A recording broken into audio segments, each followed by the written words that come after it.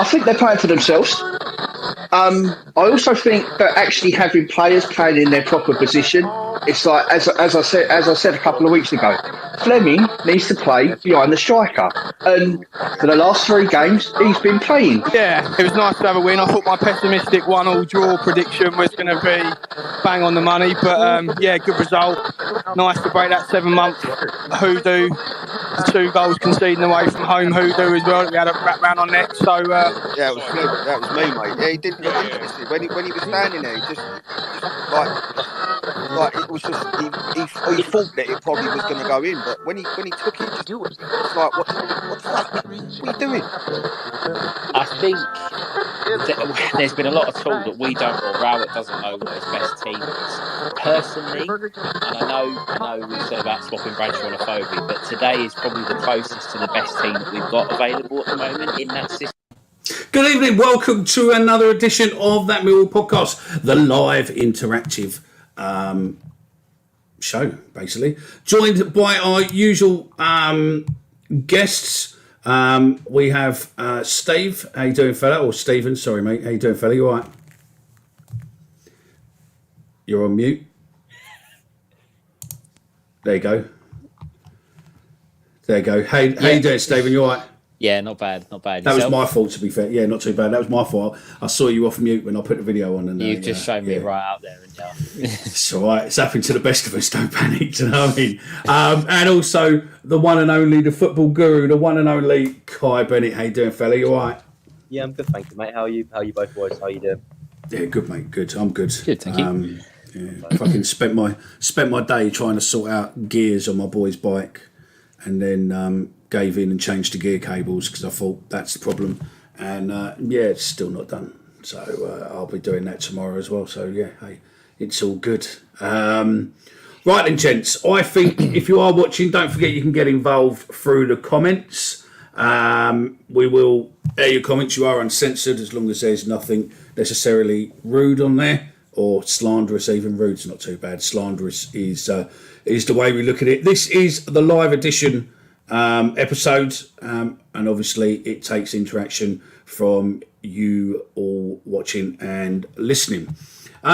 So this show then, obviously we're going to be doing another show later in the week talking about our friendly coming up on Saturday. This show I thought, while we've got fans, you know, getting involved and everything else, I thought we'd basically do a season review of where we are now and potentially how wrong we were during the first couple of games of players who we were, you know, that's definitely going to be up for player of the season, etc., and how our opinions have probably changed now. So you boys up for a review show then? Yeah, test your knowledge. Hopefully that way you boys can talk, we get a few comments, and then hopefully we can go from there. So then, first game of the new season was a friendly behind closed doors to Crystal Palace. We lost 5-4. To be fair, most of us watched that on stream, and to be fair, we didn't look too bad, did we? Go to you first, Kai. No, I thought we looked good. It was encouraging. Bennett scored a nice header. There was a goal from Fleming. Actually, no, Bennett scored 2, didn't he? And there was a goal from Fleming and Criswell. It was an encouraging performance. It was nice to see our new signing in action. I think it was a really, from memory, it was a strike from outside the box, wasn't it, from Zian Flemming? So sort of showed us a little bit about what he's about, and he certainly lived up to that hype. But it was a good game. I guess it's one of them ones that it's good to see where you are at, where you're against the Premier League side. And I thought we came out of it really good. We looked good and probably unlucky to lose the game. So it was really encouraging and yeah, probably a good friendly all round.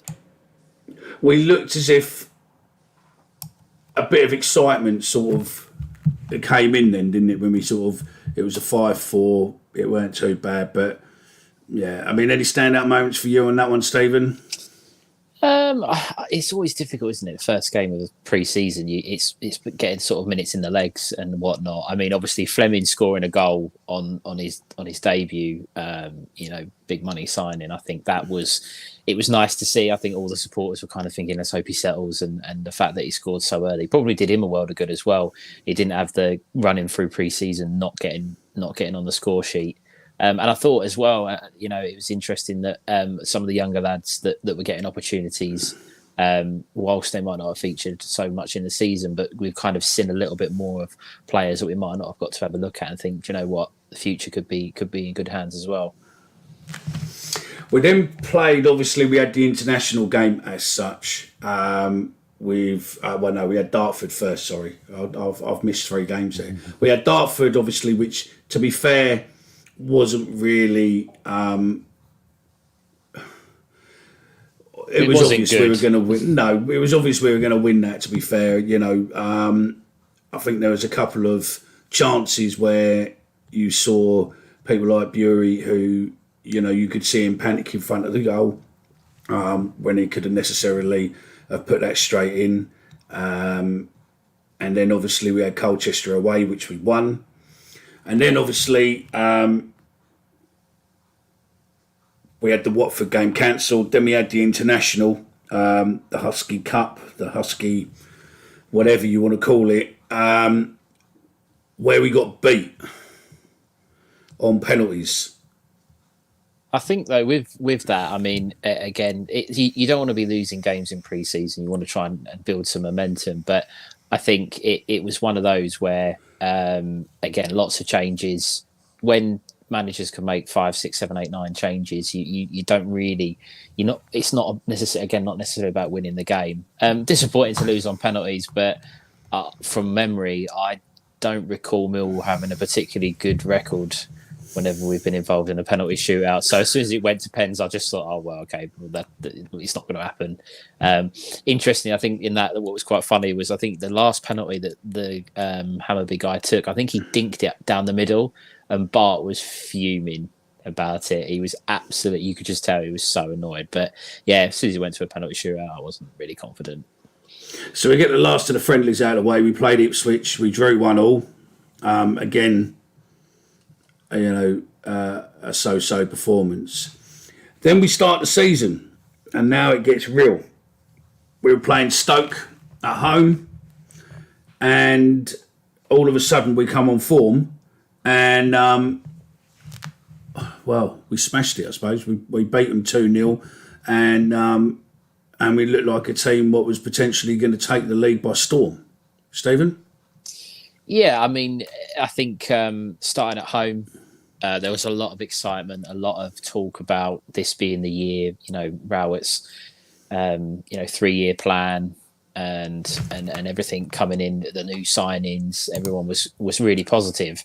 Charlie Cresswell, one of them, scoring twice on his debut. I think at the time, Leeds supporters were sort of saying he should be in their first team. We were saying, he's best defender in the Championship, and it was sort of a feel-good factor. I think with that as well, whilst it's been topsy-turvy and better now, I think that game kind of showed that we were serious about mounting a challenge this year. Admittedly, only one game, but I thought we played quite well, and it looked as if it was going to be good things ahead. No, exactly. We lined up for that on a 3-4-2-1, and I suppose the most impressive start on there was we had 42% possession, but we had 13 shots, 5 on target. Obviously, we scored 2, but they were poor though, weren't they? They had 4 shots and 2 on target. They were poor though, weren't they, Kai? Oh yeah, they were. I mean, I think their fans were expecting more as well out of their first game. Michael O'Neill has obviously since been sacked, and you can't really. Well, you can see why. Do you know what I mean? Because they were so poor that day, and I think Stoke fans were willing to give them one more chance, see if they could sort of turn their fortunes around. But that opening day of the season defeat to us almost probably confirmed to the Stoke fans that it doesn't matter what we've done in the summer, we're not going to go anywhere under this manager. And obviously, it was only another 4 or 5 games, and they got rid of him. So it doesn't surprise me they got rid of him. Are they doing any better now? Not really. there's a lot of question marks, isn't there, whether Alex Neil made the right decision to go Stoke from Sunderland. Don't think he probably did. I think Stoke's one of them clubs that I think any manager struggles with, doesn't it? It seems to be one of them clubs that goes like that. So, yeah, it was a good win, though. Fantastic win on the opening day. Cambridge away in the Two Bob Cup, and the first of the season in the proper season where we played that dreadful 5 at the back. So we played a 5-3-2, and we were shit. I think it's funny, really, because Gary Rowett doesn't seem to be, or when he's been with the club, and correct me if I'm wrong on this, but our cup record under him hasn't really been that good. It's almost as if, because I think last year was Palace at home in the FA Cup, and I thought we were unlucky that day, but it almost as if the cups are just a distraction to him. I don't think he's that fussed about it. He made a lot of changes. We had our first red card in, I think last year we were a side that I don't think we had any red cards. And then second game of the season, a red card. It was very strange performance. George Honeyman. Yeah. George Honeyman, red card. Strange game to get it at. Kai, you were there, weren't you? You went to Cambridge, didn't you? Yeah, no, it was pretty hard. It was a tough one because, obviously when you go somewhere favourites, you expect to sort of, wipe the floor with the opposition. But they to be fair to Cambridge, they really dug in. They really stopped us from doing much with the ball. I think Tom Bradshaw came off within about a minute as well in that one. Isaac Alafe came on, and Alafe missed a couple of chances himself to obviously equalise later on. It was just a really disjointed performance, and I think it was one that we can look back on now and thankfully think we've much improved on that. So yeah, it was one of them ones. Not a dark day, but a disappointing day. But one we seem to have come on leaps and bounds from. We did, but straight after that we played Sheffield United, and up to Bramall Lane, and we played 3-4-1-2, and we lose 2-0. I think Sheffield United are. I thought they were going to run away with the league at the time. I thought they were very good. On paper, their squad's really, really strong. I went up there a couple of years ago, and I often say there's not many grounds you walk into where it's an intimidating atmosphere and they're on top of you. But at Bramall Lane, they really do back their team. They back their players, and I think that. At the time, you lose an away game, and you just think, the first league defeat of the season. But on reflection, the fact that we got Sheffield United away out of the way so early, I think that might be a little bit of a blessing in disguise. Well, they're second in the league now, aren't they? Second in the league on 38 points. So I mean, their last 5 games, they've only lost 1. So they are looking as if. They are potentially promotion favourites. I suppose them and Burnley are top of the table. So they are looking quite favourable. Anything on Sheffield United, Kai? It was just one of them. Obviously, from the year before we beat them with Cooper scoring that last-minute strike, it's one of them ones that you go there, you hope you can sort of replicate the same sort of performance, but. When a team scores so early on like that, it's going to be really hard to get back into the game. It's one of them ones you have to almost see out till half time and try and keep things tight and hope you nick a goal second half. And they're 2-0 up, but they could have been 3 up if Bart wouldn't have saved that penalty. In the second half, we huffed and puffed, but we didn't quite manage any real meaningful opportunity. I think we might have had one actually where Bennett or Bury had a chance and they couldn't quite finish it off. But yeah, it was a pretty poor display, and Sheffield United rightly took home all 3 points. I think that was the weekend, wasn't it, where pretty much half the fan base had chucked a few quid on Jake Cooper to score, and he had absolutely nothing. Yeah, but the following game against Coventry was a different story, though, wasn't it? Lucky, I think. Guy Carrez. The guy that they've got up front, in my opinion, I think he's the best player in the Championship. He was absolutely superb that day. I think we went 2-0 down. I think we were 2-0 down in the first half. They scored both goals at our home end, and you just thought, oh God, here we go again type thing. I think they come to the Den a few years ago, Coventry. I think they had Adam Armstrong at the time, and they beat us 4-0 early doors, and you just kind of thought it was going to go the same way. But it's a good win, good comeback win. Kind of showed a little bit of fighting spirit, and I think again a side that we probably should have been. Geiger as a side, I think the side we should have been beating. So it was good. It was good to come back and win. It was 3-4-1-2. It was a 10-man team. We came back and beat, and the first one of the season that Jake Cooper had scored in, and potentially people a few quid. Because normally with Jake, he's normally 9-12 to 1 to score at any point. I think I did see someone had a score at any time and a Millwall win, and took a few quid for that one. So well done to them. But yeah, Jake's a good bet occasionally to have a bet on because he does score. But no, I don't think there was anything stand out. I think we were lucky. What did we do? Score in the 85th minute, Saville. So it weren't too bad, but hey ho. I don't think it was the best game what we wanted either. I think most of the early season games, I mean, we've spoken about this so much as a group and on the spaces, that the persistence of playing the system with the 3 centre-backs you win the game, so you go home and you think, right, we've got 3 points. But I think the frailties were still there with the system and kind of wanting to be a little bit more on the front foot, especially at home. Right then, a game what sticks in the memory for so many reasons. Millwall away to Swansea. We were losing 2-0 from 13 minutes, and 2 goals are scored. 90 plus 3, 90 plus 5, which then means we take a point home. Unfortunately, neither one of those goals were scored by us. Harry Darling scored our first for us, plays for Swansea, and Nathan Wood scored the second for us. Again, plays for Swansea.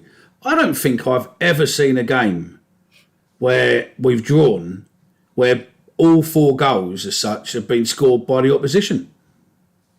No, I think you're probably right. I mean, thank you so much to those Swansea players that did score for us. It gave us a massive helping hand. And all I remember from that day was going on the internet the next day and someone had screenshotted or screen recorded the Swansea vlogger that says like I'm fuming or something like that. And it's one to watch. It's very funny. But no, it was a really good comeback draw, and it was one that I didn't expect. And all of a sudden we were 2-2. But it's football's crazy game, isn't it? You've got to keep going, keep fighting, and hopefully something drops for you. And lucky that day, 2 things dropped for us, and we managed to get a draw. Yeah, Tyler had an absolute shocker that day, mate. You probably saw his video. Probably saw his video on Twitter and social media. He left at 90 minutes. Thought, fuck this. Went to McDonald's, and then suddenly he's running around McDonald's screaming his nut off when he realised that we've equalised, and actually we're not doing too bad. So yeah, it was quite funny. So yeah. What I remember about that, though, is that for the next 2 or 3, maybe 4 games after, as soon as it gets sort of 85 minutes, you get people around the ground going, oh, if he had on a bit of time for extra time, we could score 2. And that was just like a run-in. It never happened. I don't think we scored an injury time, to my knowledge. I don't think we've scored an injury time since, but everyone just thought, oh, it can happen again. It can happen again. It probably won't. It won't again this season. No. And then we went on a bit of a losing run to a degree. Norwich away, we lose 2-0.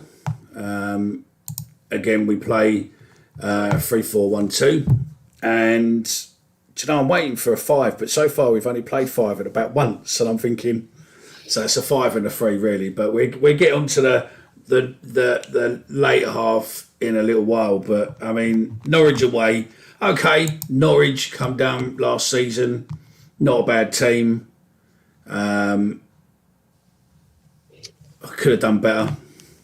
My one of my best friends is a Norwich fan, and we travelled to the game together. And has he got 6 fingers or? I'll make sure he listens to this because Yeah, he might have. I don't know, but I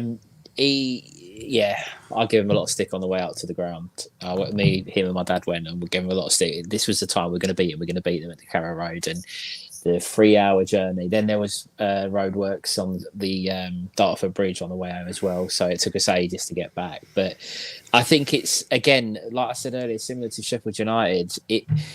The fact that we've managed to get them, Norwich, and you'll come on to it, Burnley, which I know we lost to all three of them, but we managed to get all three of those away trips out of the way before the end of September, I believe.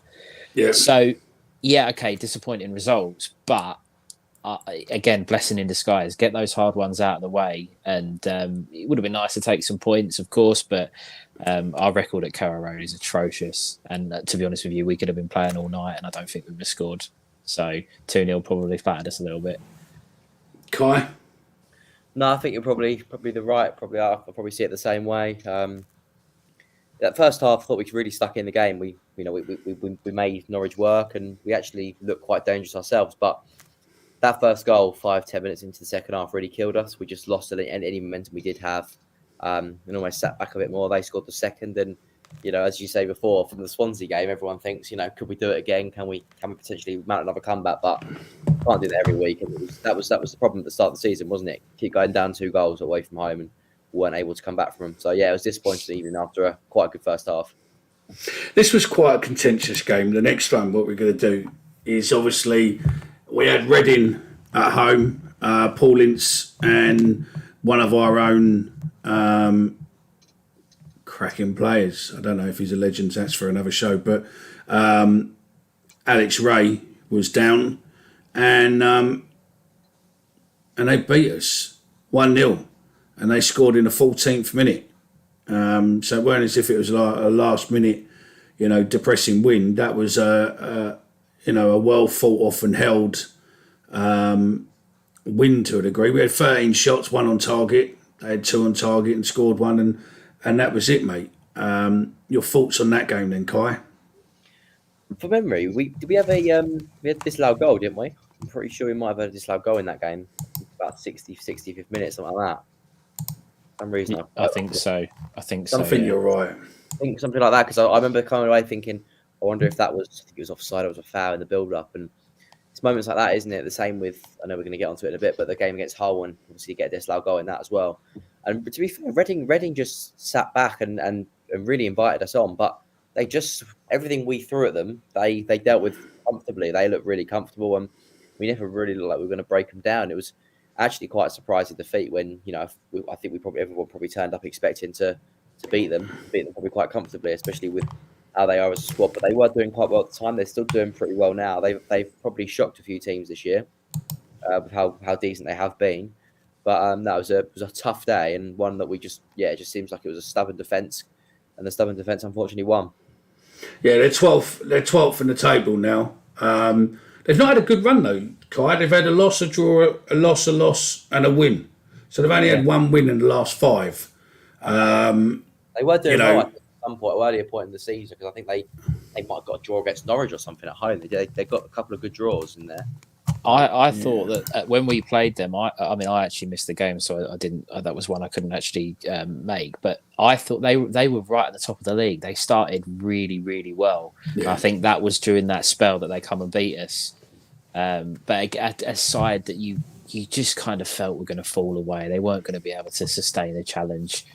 Personally, that's what I thought. And obviously now, as you say, they've dropped back down to 12 and on a bit of a disappointing run. But at the time, they were looking really good. Yeah. But again, we got beat. And then from there, we then had Burnley come to the Den. And surprise, surprise, we lost another 3-4-2-1 formation. And you could see that Burnley was a good side. Because coming to us before, I think the game before Burnley played, didn't they score 5? I think it was a game before, just before that. I think they scored 5. I think it was against. So, yeah. That was actually that was the game I actually joined the Spaces for the first time. After that was the first one that I'd sort of got involved with that. And I actually thought we played quite well in spells in the game. At 0-0, we had 2 chances. I think at 1-0, there was one moment where I think Fleming almost put a ball through. I might have been to Bennett, and had he controlled it, he probably would have scored. But I think they had Nathan Teller up front, who is just, he's so good. He's such a good footballer, and I think he was just too good for us on the night. And that's why they're at the top of the league, because they're able to bring in those types of players. No, that's it. We had 5 shots on target. Shit possession, though. 31% possession. So not great there. And then our luck turned. We went and played the Welsh boys, or we had the Welsh boys come up, Cardiff. And again, another goal from Creswell and a goal from Afobe, and we beat them 2-0. And we looked as if we weren't too bad.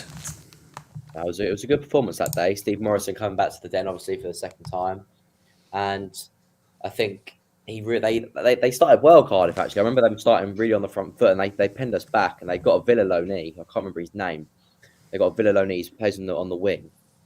And I think he hit the post. Sayers or a Rimbo? Something like that. Yeah, it's one of them two. But I remember Ojo hit the post, literally probably one of the last kicks in the first half. Second half, we came out like a different team. We played high in possession, and we looked to really, really push on and try and get that goal and get the second goal, and we did. And in the end, it was pretty comfortable actually after that, wasn't it? The last sort of 10, 15 minutes were pretty comfortable and well sorted out. What was so special about that game, Stephen? Well, I think obviously getting one over Morison, was always nice. I must admit I'm a little bit of a Steve Morison fan, so but again, it's always nice to get one over your old players, and so especially someone who, should we say, is a little bit outspoken. I think it's interesting, as Kaya just kind of touched on it there, that first half flat, backs against the wall, but it was almost, and it's almost as if the season has kind of followed a similar suit, starting off a little bit poorly, starting off a little bit with not really many ideas what going forward, but then all of a sudden the kind of shackles are loosened and Rowett goes, right, go and play, and all of a sudden it looked an easier second half. Well, it was also a game where we played a completely different formation to what we played all season. So we were playing a 3-4-3 formation where we had Bradshaw, Fleming and Vogslammer across the front line. And it was where we started, seeing things with Billy Mitchell and George Saville, didn't we? Again, scored late, Creswell and Afobe 63 and 90 minute. But it was nice to win. It was fantastic to ruin not only Steve Morison's day, but to get under the skin of Marlon Romeo, who lost it, mate. He did not like the abuse he got. He did not like the atmosphere or anything else that day. It really got to him. I think Romeo, I'll be honest with you, I think it's a shame what happened with Marlon. I think, it was obviously a situation that he needed to take himself out of and the club needed to take him out of. He didn't want to play for us. He was unhappy with what had gone on, rightly or wrongly. I always find it interesting when players come back and how they react at the Den, because some players relish it. I think we'll come on to it. I think Jed Wallace was someone that probably wanted to come back and wanted it. And he spoke about it on Twitter. I think Marlon was a little bit different. I think it really shocked him just how much the supporters were like, right, okay, you acted the way that you did and this has gone on. We're going to have you now. And I just don't think and I think Steve Morison, to be fair to him, Morison kind of not stuck up for the Millwall supporters, but he kind of come out and said he's got to deal with it. It's a part and parcel of the game. He didn't try and make anything of it. He just said wasn't good enough. Deal with it. Yeah, I think Morison. Yeah, I saw that. I saw an interview with him where he turned around and said, you can't in any way think that you're going to go back to the Den as an ex-player especially if there's been any sort of turmoil to a degree, that they're not going to give you dog shit abuse, because it's as simple. It's as simple as that. Yeah, I mean, Ollie was saying there, which we'll come on to in a little bit, but you know, the same thing happened with OJ. You know, he thought he was going to be the bee's knees, didn't he? And he got dog shit abuse as well. So you know, listen, you fucking play with fire, or you pull the lion's tail, and you come back, and you know, unfortunately, it's not going to be the pleasantest journey. You know, the pleasant afternoon what you think it's going to be. We are horrible, horrible cunts. There's no other way about it. We are horrible, horrible cunts. And when we're on form, that den is a fucking horrible place to be. I wouldn't want to play football there. If I was an opposition side, scare the life out of me. You know, how loud it is on that pitch. And I've been on that pitch side, you know, and Omar said before, that pitch, when you got the fans singing together, is unbelievable. It is so loud on that pitch. It's fucking terrifying. I think Ben Chilwell is the best person to ask about that. I think he's one. You know, he's now fair play to him. He's made a decent career for himself, but not wanting to take a throw in pretty much sums up what the den and what that can do to a player. Because if you're not up for it, you've got no chance. Absolutely no chance. Yeah. No, that's it. I completely agree with you. Chris, we'll come back to your point in a little bit. I won't ignore you. I will come back to you in a minute on that one. Let's get up to modern day. Right, we are now looking at QPR, London derby. Normally a good game. They turned us over, didn't they? Yeah, it was a Mickey. I'm sure you remember. It was a nice day, followed by a not so nice evening. Yeah. We had our little stuff by the river, didn't we? So it was a... Yes, we did. That wasn't it? Yeah, we all went out. Yeah. That was it. Yeah, I forgot about that. Yeah, we all went out. Yeah, 14th of September. Yeah, it's the day before my boy's birthday as well. So, and not long after mine. So yeah, we all went out on the piss that day. We all met up at the river, and me and Omar met up about 2:00, and we were in a pub. And by about 3:30, we'd already done about 5 pints of Guinness, and thought, "Fucking hell, this is turning into going to be a mad evening."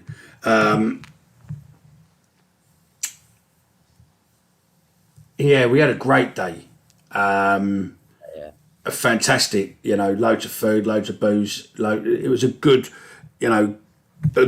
day out as such, or an afternoon, early evening, and then we went to the den, and then we watched that shit, and it was a disappointing.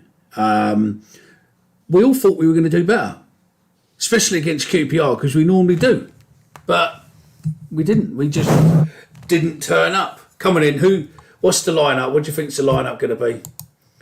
It's going to be, wow, I didn't expect that. It's a 3-4-3. So he played the same as what he played against Cardiff. I thought personally that was actually the turning point of the season, and I think that was the worst. That was the worst performance. The one that really got the supporters, you know, on Rowett on social media, really, you know, gunning for him, because I mean the QPR's first goal, and I've seen it a couple of times. They knock it from their keeper all the way forward. No one presses the ball. Everyone moves out the way and just basically says to him, "Go on in, like have a go." And it just, I really think that was the turning point. So I think people were leaving the ground that day thinking, right, he's either got to sort himself out, or he's got to go. And yeah, we just didn't turn up. As you say, QPR is usually a game where we've got a good record at the Den, but they come and absolutely walked all over us. And they're a good side, don't get me wrong, but we don't at home. We shouldn't be playing. We shouldn't be losing games like that. It's just not right. I mean, QPR are same level points as us. They're just behind us in the league, and they've had a mare the last 5 games. They've only drawn once and lost 4 in the last so many games. But going back to a point where you said earlier on, where I think you were right, us having a lot of the top teams early on, I think probably done us a favour because we lost or we didn't do that well. And then QPR, the touch paper, I think, was starting to, got lit. And Rowett really started to hear from the Millwall fans, which he possibly didn't in the same way as he had before. I think you're probably right. I mean, I think that that was probably was that the last game before we changed the formation went to a 4. That might be the last one, maybe. Well, we went Blackpool away, and we stuck with the same sort of formation what we've had previous, which was a 3-4-1-2. But we beat them. Zian Flemming and Benicophobe. Actually, while we mentioned Benicophobe again, I'll come back to Chris's point once I can get onto that screen. There we go. Chris said, should a Phobie get back in the team, or do you think he is rubbish as he looks? I think a Phobie is a good player. There's just I've said this before, and he's a professional player, and I know that, and I know they're not lazy because I've had people tell me before. But I don't know whether or not he just conceals his energy or sort of keeps his energy until he absolutely needs it to make a run, or he just can't be asked to run around and backtrack. I mean, I don't know what you lot watching, if you've got a comment on a Phobie or not. I don't know. I mean, what's your boy's thought on a Phobie? On Chris's question, should a Phobie be back in the team, or do you think he's rubbish as he looks? Or do you think he is as rubbish as he looks? Stephen? Go on, Tim. I think it's really, really harsh to call, as you say, a professional footballer rubbish. I would say I think a Phobie has been quite off the pace most of the season. I think he's not done enough to really show that he either wants to be there or he's good enough to be there. So you're just saying he's shit politely rather than the way that... because his goal he scored against Cardiff, the touch and the finish was absolutely brilliant. He's got quality. It's just especially now in the formation that we're playing, we have to have players that are willing to press and are willing to run around. And I don't think a Phobie's that type of player. If you've got him in a 2 as a 2 up front, and he's got someone to do the kind of legwork for him, great, fine. But I don't think it's a case of that he shouldn't be getting back in the team. I don't think the system suits him. I think you have to play with a 2 for him to get in and be effective. Just before you answer, Kai, Chris has come back with another comment. Chris has come back and said, my mum could do better than him, and she has one eye and shingle. Could Chris's mum score the goal that he did against Cardiff? I don't think so. There you go, Chris. I'll leave that comment coming back to you. So, Kai, give us your view on Chris's original question. And should a Phobie get back in the team, or do you think he's as rubbish as he looks? Well, it's really hard for him to get back in the team as it stands. I think Bradshaw's doing a really nice job at up top, and he's doing a really good job with the others. But then again, we can score. See? Right, get her a contract then. Yeah. Chris, tell your mum to bring her boots on Saturday. All right, it's a friendly, so I'm sure Gary will get her on. I think that it's difficult with Bennett. I think if he gets the ball around the 6-yard box, anywhere near sort of in shooting distance, if he's better when the ball comes at him, he has to almost react. If that makes sense, he's better if the ball comes at him fast and he has to hit it. He's more likely to score than if he has a bit of time to think about it. I think sometimes I think sometimes he can try and be a little bit smart with how he does it. But I like Bennett. I think he's got a good finish on him. Yes, I think sometimes he probably does look a little bit lackadaisical because sometimes he doesn't run around as much as maybe you would like him to. But no, I like Bennett. I don't think he gets back in the team straight away because I think Tom Bradshaw's doing a really good job. But obviously, if he can keep working on his fitness, keep getting up to speed, he'll get another chance, and it's up to him to take it. Next game was a revenge match for Snowgate. Kai will tell us some bits on this because Kai went up there to Snowgate, didn't you, Kai? Oh, it was awful. Honestly, it was dreadful. It was honestly one of the worst days, I'd say, probably yeah, I'd say it's one of the worst days following Millwall, other Millwall, whatever. Just because there's no football. I mean, I don't know if I'd prefer to lose or there'd be no game. Like it's mad. Put up there and. It was bullshit, though, wasn't it? The truth of the matter was, allegedly, is that they had a lot of injuries. They didn't want to necessarily play it, allegedly, and their guys couldn't necessarily understand how a snow shovel worked. They cleared part of the pitch double quick. Sorry. The Millwall help, cleared the pitch really well. The Blackburn players or the Blackburn team, ground team, volunteers, helpers, whatever, didn't have a fucking clue. You might as well have given them a fucking hairdryer, mate. They'd done as much good as that. Do you know what I mean?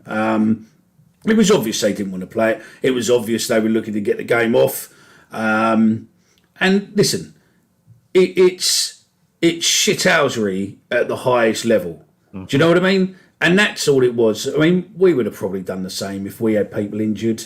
It was shithousery at the highest level, and they got away with it. But when we went back up there, we got beat, but at least we didn't get stuffed too bad. Jake Cooper got another goal, so at least some people made a few quid out of it. Well, actually, funny enough, on the fixture that we had to rearrange because of that one last year, that was the one where we didn't have a single shot on target, wasn't it? Or it was. It was, and the annoying thing was, is we went into that game, Snowgate one.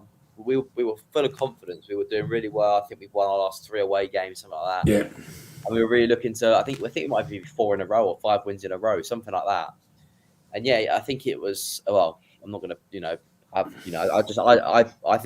don't think the under soil heating was on either that day. So.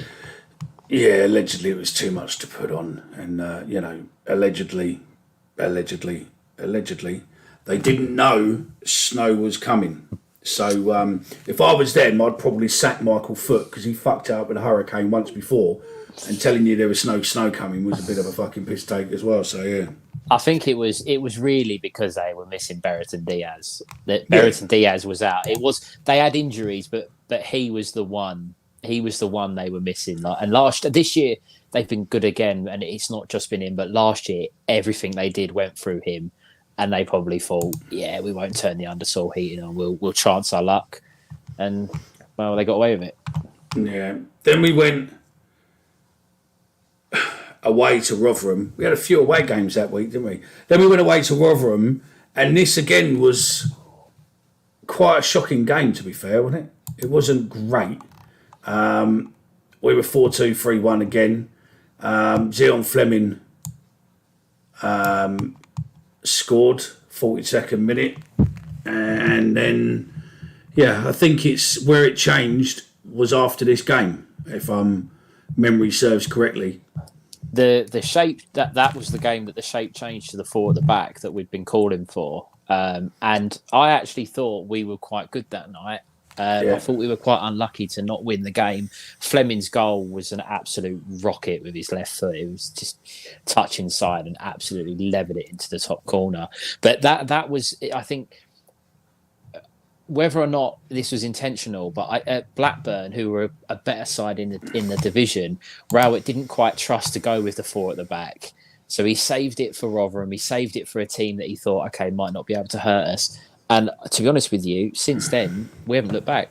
It's been it's going to get a lot more friendlier going into the last part of the show with this, I suppose. But we played Middlesbrough away, 2-0. Fleming scores twice.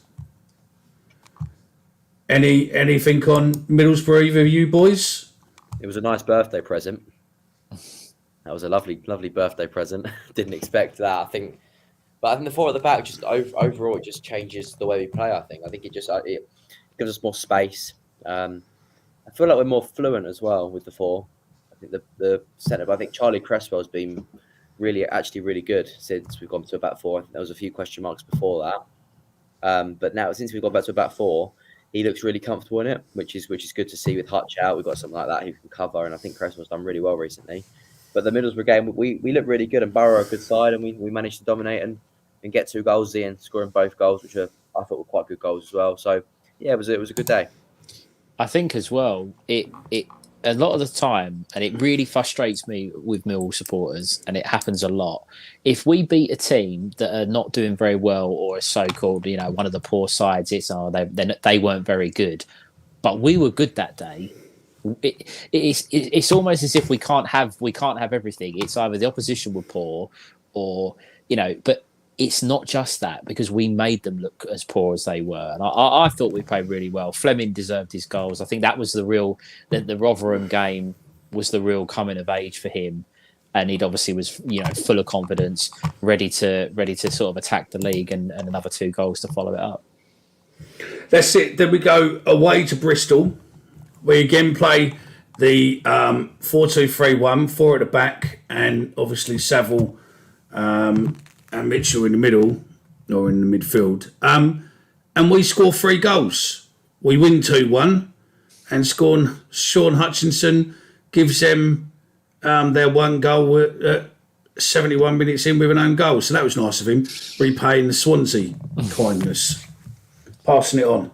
I think if I remember correctly, I think one of the Bristol City players would have been offside, whether or not the linesman would have given it. But Hutchinson didn't know that. He had to go for it, which I don't mind. It's part of football, isn't it? You'd rather your defender go for it than leave it and they score. And I think that was also the game where, obviously we pulled ahead, a good goal from Fleming, but just a bit of desire in the team. I think George Saville made about a 50-yard run in the 95th minute to win us a penalty, and it just showed that we had a little bit of fight in the team and a little bit of backbone in that middle. Aphobia obviously missed a penalty. Was it that game? Yeah, it was. Yeah. And on the spaces after, I think you gave Aphobia a right hammering. I did, didn't I? I said I could have hit that ball harder with my cock, if I remember rightly. Yeah, going back to the space. So yeah, I remember that. So yeah, Richard Lacey. I'll come to your point in a second.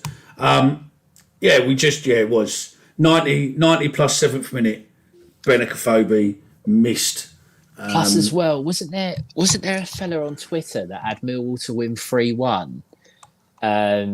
I'm sure Tom Bradshaw to score first, Millwall to win 3-1, and I think it was about 200 to 1, and the fella had stuck a fiver on it. And obviously going into the 96th minute, if Aphobia scores that penalty, he wins £1,000. So I can imagine that fella was absolutely raging. No, I bet I would be as well. So yeah, just before we go on to the Watford game, which was probably a change for us because Watford were doing really, really well. Richard Lacey's got a question, and I'll put it to you. Say if Leonard's fit tomorrow, does he get back in the side, and if so, where? Go to you, Stephen, first, because you're smirking. You obviously didn't want to take this question, so I'm going to give it to you first. I knew you were going to do that. I really like Ryan Leonard. I really do. I think he's such an important player when fit. His energy, his engine. I think he's got a bit of pace about him as well. But I don't think you can play him in front of Mitchell or Saville at the moment. I think them two are the two that have nailed down that central midfield position. And at right back, again, I think it would be very harsh to drop Danny McNamara. I know I'm a huge fan of Leonard, and I've always been banging on about he should be in the team. But right now, if everyone's fit, I think you've got to give Saville or Mitchell that starting berth. But in games, if they are getting tired, if they are getting overworked, he would be the perfect replacement because he comes on and he's got an engine. Kai? I tend to agree. I'm not quite like Stephen. I really like Leonard. I think he gives us that energy, as you said, and he gives us that little bit of creativity sometimes as well, because I think people underestimate, as you said, how quick he is, but also how creative he can be as well. He's got a really nice pass on him, and he's strong in a challenge. So he's a proper midfielder for me. But at the moment, as you say, Mitchell and Saville doing so well, probably doesn't get back into the side as it stands. And I think, as you said, I agree, probably it's harsh to drop Danny. So for me at the moment, he's an impact sub who will come on with 10, 15 minutes to go, 20, 25, whatever. If we're needing a goal, we're defending a lead, and he just runs, gives us that energy he has, and drives us up the pitch. I think at the moment that's probably his role. But obviously, never rule him out if someone gets injured. He's the first one in there to replace him. So, I really like Ryan Leonard, but at the moment, Saville and Mitchell are just doing too much to get dropped. I agree with you. I don't think he'd come back in the team as a start. I think he'd come on as an impact sub. 20, 30 minutes left to go, and make a difference that way, I think. So, yeah, Ollie, I could see you in the green room, fella. I'll come to you in a sec. Let's rush through a couple of these because we're getting on with time. Watford, obviously, we beat 3-0, which I don't think any of us were expecting to win that game at all, but we won it comfortably, very comfortably. We just seemed to shut them down.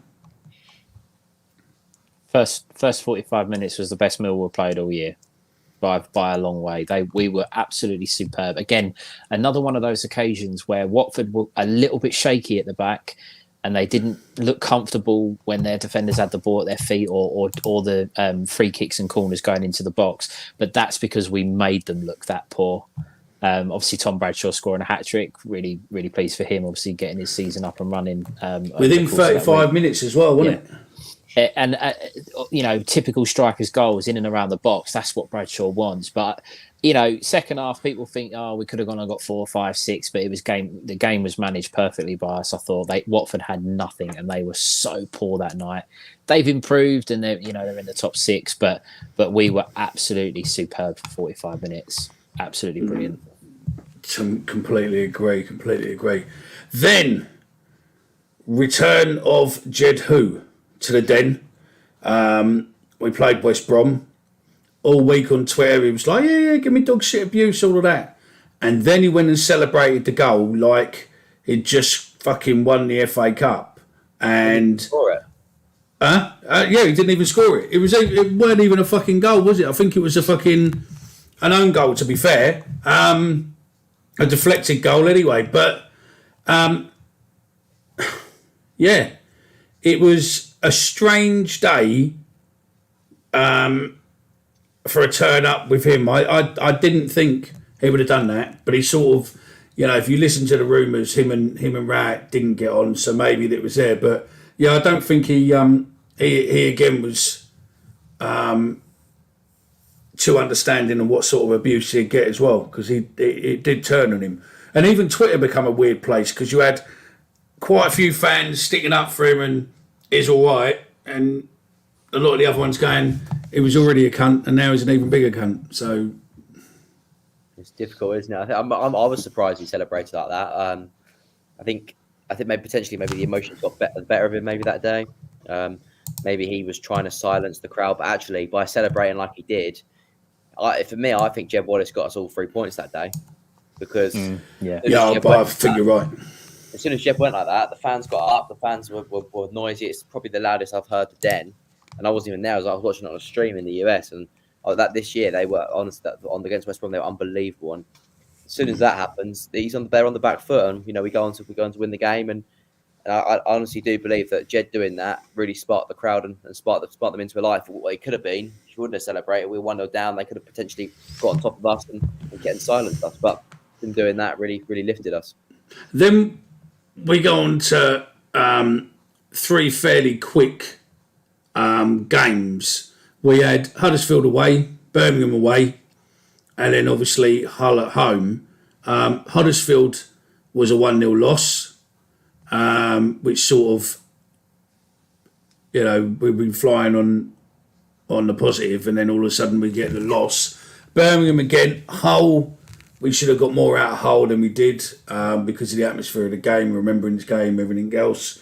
But then we finished the season before this World Cup break on a 4-2 win against Preston, and we looked as if we were back on fire again.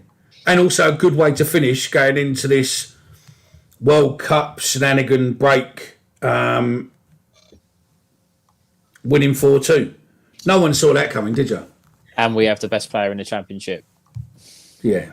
No, I think if you take where we are at the moment and where we've come from, I think that the Preston game kind of summed up just really the kind of journey we've had this season.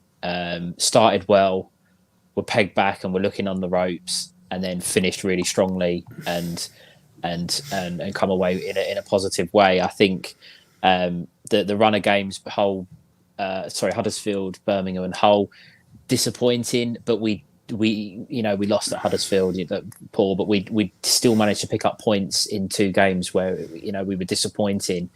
And I think if you take where we from the international break up until where we are now, we've been really, really good. Rowett has done what he needed to do. He listened to the fan base, or he listened to the board, whatever it was that made him go to that back 4. It was that geezer sitting behind the dugout who was calling him a cunt every week. Do you know what I mean? I think that's the bit what done him. So yeah. But whatever it was, whoever it was, it's worked. We've been very, very good. I think in these last 10 games. And as you said, the Preston result set us up really, really nicely to attack the league when it comes back around, when it's Sunderland away. No, that's it. We'll come on to that in a minute. I'm going to bring Ollie in. Ollie is obviously, if you listen to our spaces, and next week we might try and do this and spaces. I found a way that I can bring spaces on through the laptop. Allegedly, whether or not it works or not, we'll try it in the week and see. But Ollie normally comes on with stats, and he normally only has one. So if he's only got one today, then we'll just cut him dead and kick him straight off. But you should have a few. Let's bring him in. Hello, Ollie. You all right? Hello, mate. You're all right? I feel really guilty now. He does look young, doesn't he? I know he was young, but I feel a bit guilty now. It's like, it looks like Kai. You and him you look old compared to him, Kai. Oh, it makes a difference. Makes a change, eh? Yeah, that's it. Come on in, Ollie. What's your stats? So out of all the teams in the Championship, Mill are second for big chances missed. Fucking hell, thanks for that one. With 26. It's put a dampener on it, isn't it? Yeah. I thought you were going to give us real good stats, but no. So we're the second highest team for missing. Big chances missed, yes. Right, and most of those probably been a phobia, then, isn't they? Really. Tyler Bury. Yeah, Tyler Bury and a phobia. Yeah. Come on in. And then Best to have more than one stat, fella. Come on. Yeah, and then 18th with 21 big chances created. So we're not creating big chances, but we're missing all of them. So I think we've done well this year on haven't we? On set pieces. Yeah, we have. Yeah. But that's always been our strength, even under Harris. You've got big centre halves coming forward. If your delivery is right, you're gonna be a threat with Cooper and Cresswell. I'll be honest with you. I mean, yeah, we are. I think we have missed some real big chances, and those stats don't lie. But if we're, I think, as you say, 18th in terms of big chances created, and we're 6th in the league, I'll take it. Because if we start creating more chances, where are we going to end up? No, that's it. That's a LA Raiders top, isn't it?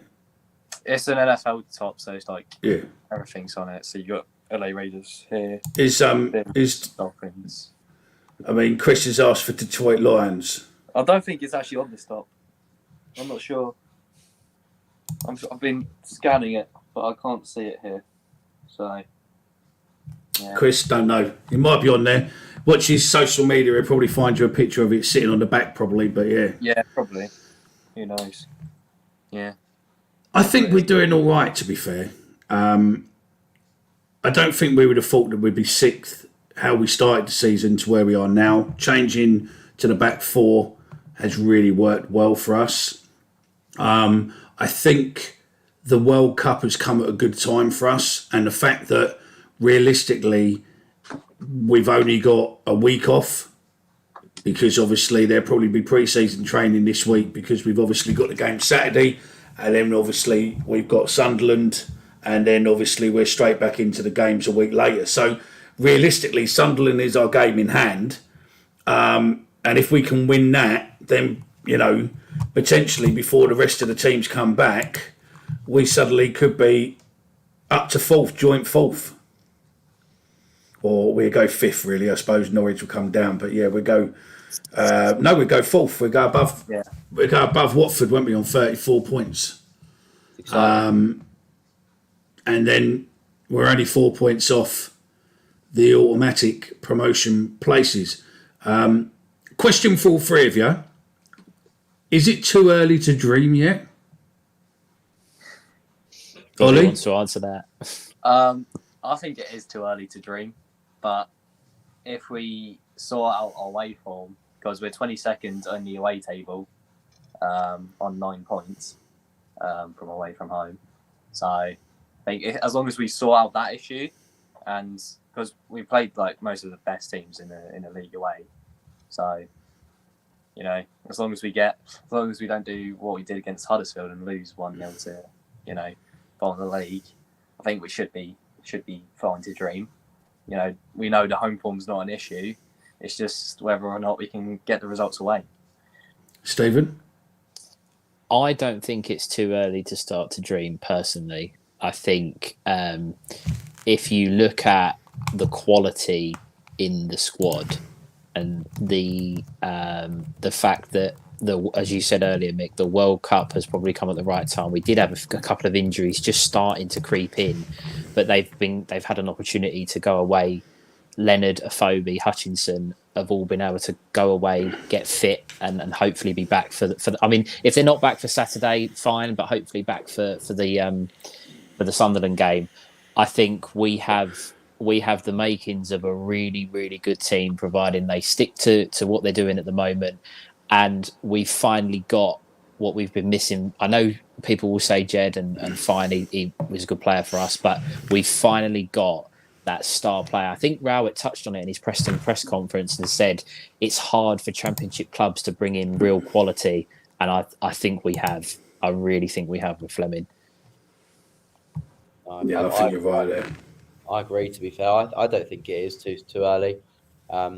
Just the start to the season's been really impressive. We've always been slow starters, haven't we, in terms of second half of the season side. If we can really go on that second half of the season, spree as well as the way we started, then I really don't see why. And the January transfer window could be big here. Can we get in a winger maybe? Can we get in one more striker? That's what I'd love, another striker winger. If we can do that, I don't think there's any reason why we can't dream. And I think we can at least make the playoffs this year. Whether we can go all the way, don't know, but the playoffs is the first step. Can we do that? And if so, there's no reason why we can't. It's a lottery at the end of the day, isn't it? So I think if we make the playoffs, and this is a real bold statement, and you can all hold me to this if you want later on in the year. If we make the playoffs, I think we get to Wembley, because the home tie in a Championship playoff final, a playoff semi-final, no team in this division wants to come to the Den and play. And I think I don't know if we'll go up, and I'm not saying anything on that, but I think if we make the playoffs, I think we make Wembley. I probably think you're right there. I agree with Chris though. When you think things are going, it's when you think you're on a dead cert, you never are. But to be fair, we beat Sunderland, where we're only 4 places off automatic, and as long as we can keep that run going on, what American Rover said, it's teamwork what's making a difference now. And if that teamwork can go, and we avoid more injuries, and Fleming comes on fire even more, all of a sudden we're laughing. Get the goal difference up. We need to score a bit more to get up there with Sheffield United and Burnley, but I don't think it's impossible. I don't think, with the way he's coming, and as long as he comes back, we'll see how we do against Saturday. But I think it's a good warm up, because they're obviously in their main season as such, and I think Bambu, and I think for us it'll be a good challenge. And then obviously on the back of that, we're going into Sunderland, and then obviously the season starts, and we've got some obviously good. But again, same with everything. It's where you are at Christmas, because obviously we've got Sunderland away We've got Wigan at the Den. We've got Luton on the most ridiculous fucking kickoff time. I really don't know what their planning is, right? Because I know it's not going to happen, right? But you could end up having fucking 800,000 Millwall fans decide we're going to a pub in Luton to watch the World Cup final, regardless who's in there. But all of a sudden, what they're doing by changing that is you've gone, why Sky wanted it changed from a fucking Saturday to the Sunday, I've got no idea. It's because they're desperate for football. Yeah, they've got nothing. Yeah. They've got no Premier League. They've got nothing. So they've just gone right. Okay, and I'm convinced they've just gone. It's Millwall. We'll just pick them. It could have been any. It could have been any team. To be fair, I reckon they've gone. It's Millwall, Luton. It's pretty much so many years after '85, and they're just gone. It's bound to fucking be a bit of entertainment, or bound to be a kickoff. We'll fucking have that. So at least then we can run news articles for the next fucking 3 weeks on every channel possible, having pots at Millwall, same as they do every year, the snidey little cunts. And that's it. But hey ho. And then obviously the last game this year is Bristol City at home. I think from my point of view, I think it's Sunderland, Wigan, Luton. I think Watford's on Boxing Day. Yeah. And Bristol City. I cannot see why we can't still be really, really competing in that top 6 come the January transfer window. And that then says to me that players who may not have wanted to come or might be thinking, where am I going to go next? We look a much more attractive proposition because it's like, okay, we're joining a side that's going for the Premier League. And I think that you might be able to bring in a better quality player. And as Kai said, a right winger, desperately need to bring one in. I mean, even the running after there, mate. Most of the teams we've already played, we'll probably get results now. But yeah, we're see on that one. So yeah, Ollie, you got anything else you want to say, fella? So last season there was a guy who went to Swansea from the Eredivisie called Joel Perreault. He scored 22 goals and got 28 assists combined. So 6 assists, 22 goals. And I think we can see that in Fleming. He's come from the Eredivisie. So I think Joel Perreault costed a little bit more than Fleming. So, but if we get that 20-goal striker from Fleming, which is only 12 goals away, we could, theoretically, we've been off a 20-goal striker off the playoffs. So, if we do get that in Fleming, and we go to Sunderland, we get a draw, maybe a win, and then, do well against Luton and Watford and beat Wigan out, and Wigan, who are very poor away from home, and Bristol, who we've beaten away very comfortably, I would say. We could have a very good, if John Barrelson puts money in, or even the Huddersfield there, if they put money in. Yeah, I think it'll be Barrison if anyone, but yeah, it's whether or not they do or they don't now with other expenditures and all of that lot. But I don't know if the money's spent from the Man City boys going. American Rover obviously knows something we don't. When is Billy Mitchell going to get a goal? She's been getting better going forward. And then he did say, sorry for the typo, but I'll leave that one up because it looks quite good. I know we're a club full of diversity and we like pushing, the diversity badge at every opportunity we can. So all I can say is good luck, Billy, on your journey.